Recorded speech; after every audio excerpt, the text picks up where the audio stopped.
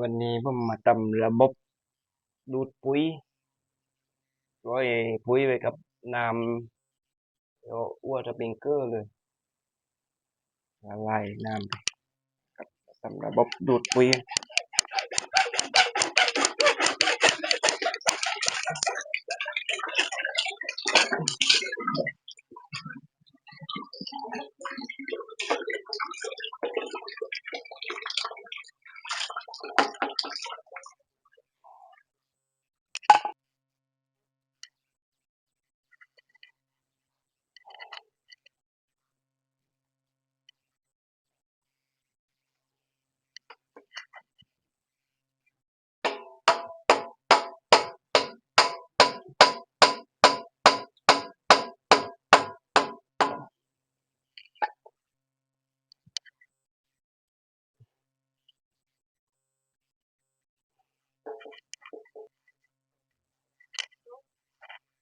ระบบดูด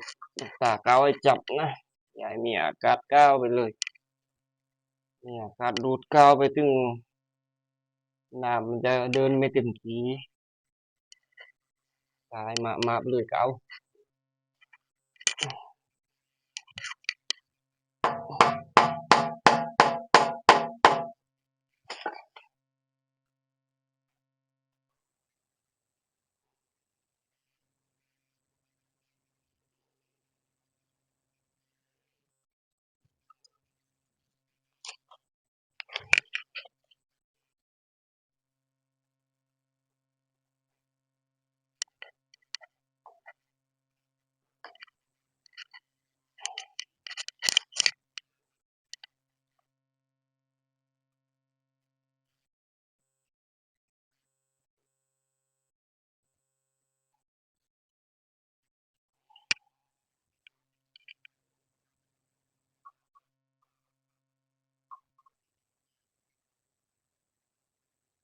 ตากาวให้จับนะ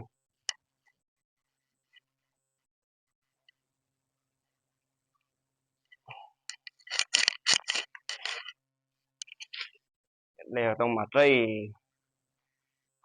บนวาล์วสักตัวนะว่าเพื่อปิดดูดปุ๋ยปิดปุ๋ยเวลาไหนก็ได้ตากาวให้จับ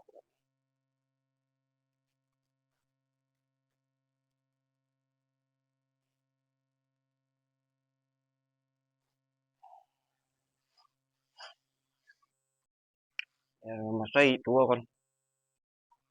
ก็ต่อยาวมา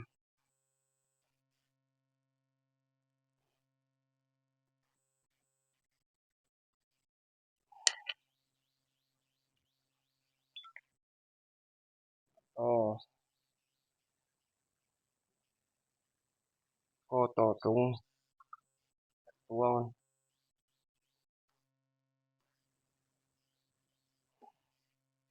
แล้วก็ตัวนี้สำคัญมันต้องกาวกับสายแป๊บที่ว่าไว้สำหรับดูดปุ๋ยจุ่มกาวไปเลย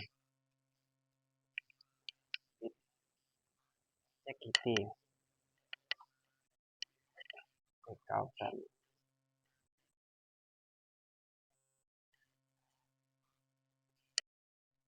วิธีการเอาน้ำปุ๋ย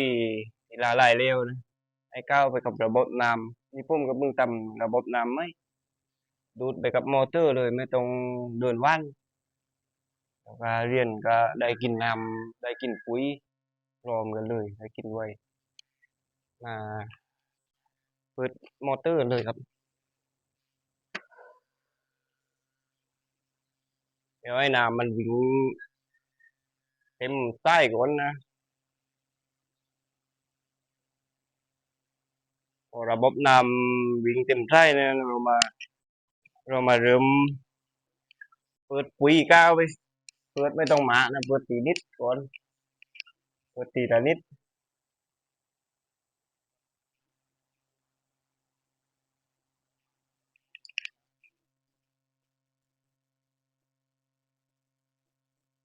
กำลังไปเลยนะครับเปิดทีนิดคือ ตีก็มันได้ลดลงไปเรื่อยๆนะลดไปทีนิดแล้วระบบมันจะไปตามน้ำตาม water binker เลย